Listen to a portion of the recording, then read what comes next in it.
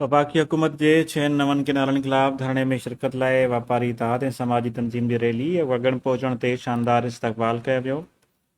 वापारी इतिहाद शहरी ट्रांसपोर्ट जे सदर, इंसानियत सोशल वेलफेयर ऑर्गेनाइज़ेशन जे एग्ज़ीक्यूटिव कमेटी जे मेंबर मोहम्मद पुनल अब्बासी जी अॻुवाणीअ में वफ़ाक़ तरफ़ां तजवीज़ कयल 6 नवनि किनारनि ख़िलाफ़ वकील बिरादरी पारां बबरलो बाईपास ते लॻायल धरणे में शिरकत लाइ वारा खां रैली निकिती।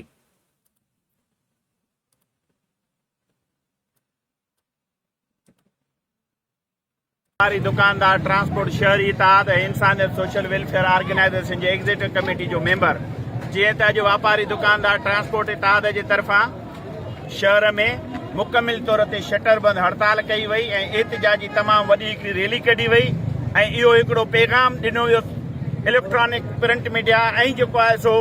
अदरवाइज़ जेके थियनि था रिसोर्सिस गवर्नमेंट जा उन्हनि जे ज़रिए कि तव्हां जेकॾहिं सिंध जे मथां केनाल ठाहींदो त सिंध धरतीअ जो मुकमिल तौर ते बच्चो ॿार ॿुढो हर मकतबे फ़िक्र जो माण्हू उथी चुको आहे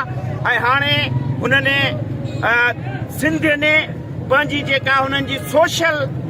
एक्टिविटीज़ आहे या जेको हिकिड़ो